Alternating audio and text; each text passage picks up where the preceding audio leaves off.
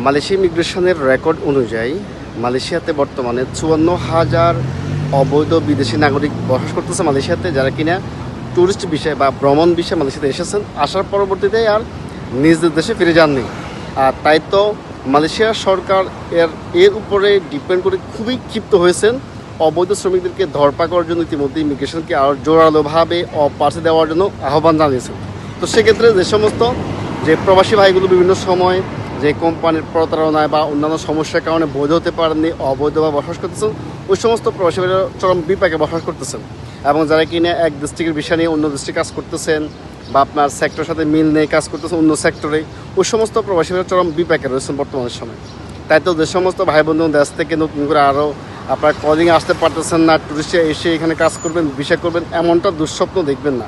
বর্তমানের সময় মালয়েশিয়ার সিচুয়েশন কন্ডিশন একেবারেই যে খারাপ বললেই চলে। তাই তো আপনারা চেষ্টা করুন বৈধভাবে মালয়েশিয়াতে আসার জন্য। কোনোভাবেই যে আপনাকে প্রলোভন দেখিয়ে ট্যুরিস্ট বিষয়ে এসে আপনার বিষয় করে দেবে, এমনটা স্বপ্ন দেখবেন না। এবং যারা কিনা দেশে চলে যাবেন, আপনারা এখন সরকার সুযোগ রয়েছে, আপনি সাধারণ সময় দেশে যেতে পারেন 520 পেমেন্ট করে। এবং যারা কিনা আপনারা যে ফিঙ্গারপ্রিন্ট দিতে পারতেছেন না বা দিতে পারবেন না বা আপনি বুঝতেছেন না, আপনি চাইলে কি আমাদের মাধ্যমে যোগাযোগ করতে পারেন বা নিজে নিজে গিয়েও ট্রাই করতে পারেন। বা এই বিষয়ে আরও বিস্তারিতের জন্য আমাদের আইডিতে নাম্বার রয়েছে, হোয়াটসঅ্যাপ করতে পারি, ইনশাল্লাহ আমরা আপনাদেরকে তথ্য দিয়েও সর্বোচ্চ সহায়তা করবো। এবং কি ঘরে বসে টিকিট কাটার জন্য যোগাযোগ করতে পারি, ইনশাল্লাহ আমরা আপনাদেরকে সর্বোচ্চ কম দামে টিকিট দেবো। ধন্যবাদ। আসসালামু আলাইকুম রহমতুল্লাহ।